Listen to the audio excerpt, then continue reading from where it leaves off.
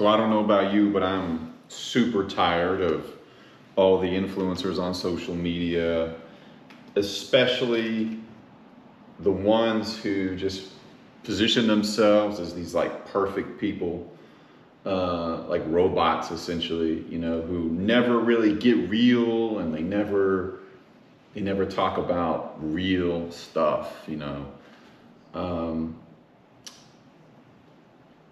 I'm not that kind of guy. I've never been that kind of guy. Let me just introduce myself. My name is Daniel Jones. I live in San Francisco with my wife. We've been here about a year, and you know what? I'm just realizing that one of the hardest things in life is to be yourself and to be authentic. And even if it's not what people want to hear. So I'm an author. And I figured that since I was unboxing my books, a big old package of my books, I figured if I was doing this anyway, I might as well bring you along and just kind of talk about it and talk about myself. So let me just go ahead and just like open this real quick. All right, yeah, that's beautiful right there. So this is my book, Happy Driver, Happy Life. Beautiful cover, right? Isn't that gorgeous? It's a beautiful cover, it really is pretty. Not gonna lie. So, Happy Driver, Happy Life. 27 ways to thrive on the road and in life. I never meant to be like a self-improvement writer, you know. I mean, my background is journalism and publishing. And of course, I've done a whole bunch of other things in my life, but you know, I'm a writer. I've always been a writer. That's pretty much my coping mechanism, because you know, starting in college, I started experiencing like depression and some mental health problems and addiction and substance abuse and all this stuff that comes with just feeling like you don't belong in this world, like you don't belong in this earth, and you don't really belong in your own feet sometimes, is what it feels like. And so I remember being young, 18, 19, 20, and just feeling like an incomplete person. You know, I'm 39 now, so this is like 20 years ago. But I remember just reading, just needing help, just needing something, because for a while there I was probably suicidal. You know, I definitely contemplated suicide in my 19, 20, you know, 21-year-old era, college era. You know, and I still deal with depression, and I still deal with stuff, but I know what it's like to hurt. And so I remember just searching for just ways to just deal with this pain, to process this pain that I would feel. And it brought me to like self-improvement books. Most notably, you know, Don't Sweat the Small Stuff, and it's all small stuff, written by the late Dr. Richard Carlson. And I remember that book just taking me, it just brought me from the abyss back to life. Like it gave me air again. It just gave me a reason to just like look at life a little differently. It gave me a reason to wake up in the morning knowing that there was some way for me to deal with this pain, to process this. And it gave me strategies, and it just gave me like this platform and this different lens to just see life. And so I'd have different responses. Fast forward a few years after that, you know, I was in my 20s. I was a writer at Boomer Magazine in Richmond, Virginia, where I'm from originally. And I remember one day just looking around and just seeing how uptight people were, and like aggressive drivers, and just people being kind of shitty to each other on the road. And I got this idea to just like write a book about, hey, maybe, you know, maybe there's an alternative. Maybe we don't have to live with road rage. We don't have to live, you know, this emotional existence and where we have to be miserable all the time. And so I wrote this book, Happy Driver, Happy Life, a couple years ago. And I wrote it for two different reasons. One, because it was during the pandemic. I wanted to do something big. And I remember having my own mental health problems during the pandemic really resurface. it was rough for a little while. I mean, it was rough for everybody, and I know that. But I needed something. I needed to reinvent myself. I needed to do something big. And so I wrote this book, and I published it. And finally, in 2023, so like 3 years ago now, it came out. And for a little while there, I sold some copies and I did some stuff with it, but it wasn't really doing much. I'm not a marketer, as you can probably tell. And just this last January, something crazy happened. I got to open for my hero, David Sedaris. He's an essayist, he's a best-selling author, like he's been published in the New Yorker, super successful, and he's my hero. And I got to meet him because I was being authentic when he was signing my book. And I've since learned that, because I did read my book a few weeks after that, or a few days after meeting him, and I read my book, and it just kind of resurrected this love that I want to give people. People, if you want to get into writing books and writing and whatever, you're not doing it to make $1 million. You're doing it because you have to do it, and that's definitely me. Writing has been my escape. It's been my coping mechanism. It's been how I make sense of the world, and it's definitely been something that is part of my identity. But it's also, I'm kind of slowly learning, it's my gift to the world. And as lame as that sounds, but it is. It's how I give beauty to the world. It's how I give. And after opening for David Sedaris in Berkeley, California, we're in San Francisco now. And I was just remember reading it in front of all these people and like making them laugh. And then I heard people, really responding well to it. And because it's not a humor book, but it's got some funny stuff in there. I'm not gonna lie, it is kind of funny at times. How can driving not be funny? We're in the box, we're around people, we're interacting with each other. And it brings out the best in us. It brings out more often the worst in us, the worst in us. So, I wrote this book a while back, and I kind of neglected it. Not because I'm not proud of it. I'm super damn proud of it. But, I figured it's time to kind of resurrect it, to bring it back, because I'm really proud of this book. It's a beautiful book. Not only is it a beautiful book, aesthetically, it's a beautiful book in theory. Because it gives us not only the metaphor of driving. It is literally meant to have like pragmatic advice for us to be on the road and have better responses to other drivers and adversity and whatnot.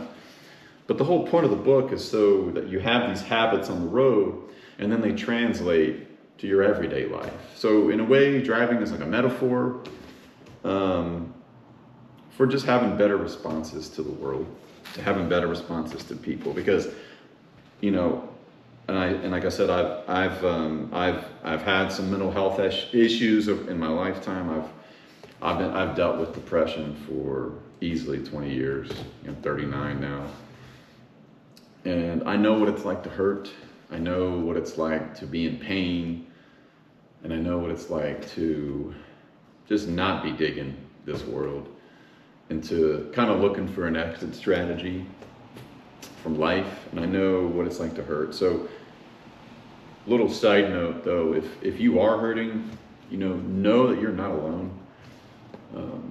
We are never alone. We are always connected.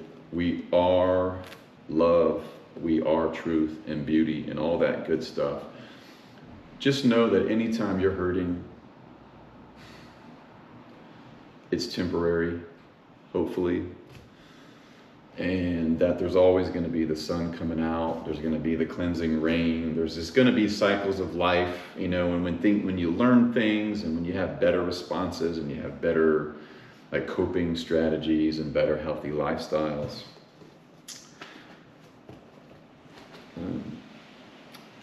So I wrote this book to help people, I self-published it. I'm not even gonna lie, I self-published it. I didn't even try to get a publisher. I guess I'm the publisher.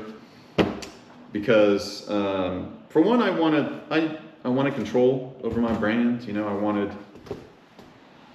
wanted to just get it out there. And so I use my writing background as a journalist, and I use my my publishing background, my publishing acumen and experience to make this book pretty damn good. It's not a real long book. And I just want people to understand that we have this superpower, and this is quoting Viktor Frankl. You know, between stimulus and response, there's that space in the middle where we get to decide our response to a certain event.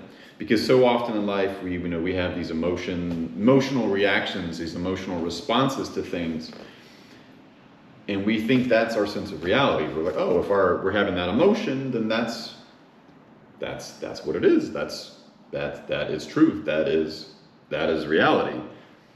And if you're perceiving reality through your emotional lens, most of the time you're just going to be miserable, and you're going to be impulsive, and you're going to be just a very unhappy person. So that's kind of what the book teaches people. And I wrote the book for me too, you know, to remind myself of this stuff, because the problem with social media these days and with the internet is there's just so much information, and we're forgetting about mindfulness. We're forgetting that what's really important, and a lot of that time, is just being aware that we're aware. That's the hard part. Being aware of our reactions, aware of our responses. So I'm not gonna lie, I've never aimed to be a self-improvement writer or a self-help or personal development writer. You know, I'm a journalist, and I write like screenplays, and I write short stories, and I write blogs and columns and essays. This is never part of the plan, you know, but it's kind of weird how sometimes, you know, your path, the universe kind of just puts you on a path, and it gives you these motivations to do these things to help people. And I mean, because I have hurt so much in my life, I have a certain amount of I have a big amount of compassion for people, especially people who are hurting, who are angry, who are not enjoying life, you know. And so, you know, this book is really special to me. Check it out on Amazon. You know, I'm trying to talk more over time about it, and I'm trying to explain it. You know, whether this book, there's so many things in this book, whether there's strategies about how to deal with bullies, especially on the road. You know, how to reminding yourself to have gratitude at certain moments on the road, for looking at the beauty in the world. But it's really kind of also like just relating better to other humans. And I think that when we believe we're separate from others, and we're separate from what we want, we're separate from happiness, we're separate from anything, well, that obstacle there just diminishes our quality of life. So this book is really about just having better responses. It's about just coming to things mindfully, and sometimes taking that pause before you react to something, you know. There's so many good chapters in here, and I'll just read a few real quick too. Just a couple titles, you know. This is some of my favorite ones. Be kind, think abundantly. You know, whether that means you're pulling into a traffic, or you're pulling into a parking lot, and you know, you think that there's just one spot for you, and you see another person, you're going for it, you like battle them to get the spot. Well, being abundant is like, you know what? Hey, I'm gonna get another spot, let them have it. Like that kind of stuff, you know. Realizing that life isn't a zero-sum game, that there's enough of love, there's enough space, there's enough to go around for everybody. There's a couple others that I love, especially ones that I borrow from Stoicism, like you know, focus on the things that you can control in life, and you know, things like Memento, Mori. If you don't know what that is, some people might know what that means. And it means like, be aware that you're going to die one day. you know, there's a lot of cool things. So the chapter I read was actually rather than criticize, learn. That's the chapter I read for David Sedaris, and it's this is one of my favorite ones, and that's why I read it, because it's like we want to criticize people for their behavior and whatnot, but in reality, you know, sometimes those things that you observe other people doing, whether it's like choices or whatever they do, instead of like criticizing them for it, like, oh, that dude's driving really fast and being a big jerk. Well, what can you learn from that? You know, what can you learn from that person, from their behavior? You know, how can you benefit instead of criticize them? What if you imagined that they were on the road and they were there to help you that day? They were there to help you to be more compassionate, or to be more patient, or to be a safer driver. So anyway, I could talk all day about this book. It's on Amazon, Happy Driver, Happy Life. I'm super proud of it. I think it's like 10, 11 bucks on Amazon. Not a lot of money, you know. Decent glass, or like not quite a glass of wine, but maybe it's like a couple of beers or so with a tip. It's not a lot of money, you know, and I worked really hard on it, and I'm really proud of it. So, you know, if you're considering buying it, go on Amazon, you know, reach out to me, give me feedback, because I'm probably going to update the book anyway one day, and just add new strategies and so on. It's a great book for me because it's helped me get through some stuff, you know, but really mostly I think about people who are struggling, people going through mental health challenges, to offer solace, to offer a little peace. And so anyway, thank you for watching the video. You know, my goal from here is to be not like one of those influencer type who's perfect and like everything is perfect in life and they're just robots. That's not who I am. That's not what I'm about. I'm about being authentic. I'm about showing vulnerability and talking about my pain and talking about some of the stuff I've gone through in life. So, you know, I'm going to start posting more on my YouTube channel. I think it's called Happy Driver, Happy Life, like the book, something like that. You know, give me feedback. Anyway, you can find me online. You can follow my Instagram page if you just want to see insights into my life, or insights into stuff I'm reading, or things I'm thinking about, places I'm going, people I'm meeting. Give it a shot. You know, it's a cool little book. It's not a very long read, about 100 pages or so. I wrote it brief. I wanted snapshots. I wanted little quick hits of mindfulness techniques and so on. So I hope you enjoy the book. I hope you maybe get it for somebody that maybe has some road rage, or somebody who maybe has some depression in life, maybe someone who just is kind of angry and doesn't have the best responses to things. Anyway, thank you for watching. I don't post a lot of videos. I'm kind of new at this. I'm more of a writer. I'm better in the written word. But you know, this is a skill I'm trying to learn, because I know that if I want people to read this, if I want this kind of movement that I kind of used to work on, if I want people to really just start adapting and changing and just kind of bettering themselves, bettering the world, then I got to just post more. And I got to do videos, and I have to show vulnerability, and I have to just talk about the book more. So thank you for watching. Subscribe to my YouTube channel if you want to. Just follow me on Instagram and LinkedIn and wherever else you might be. And so thank you for just watching.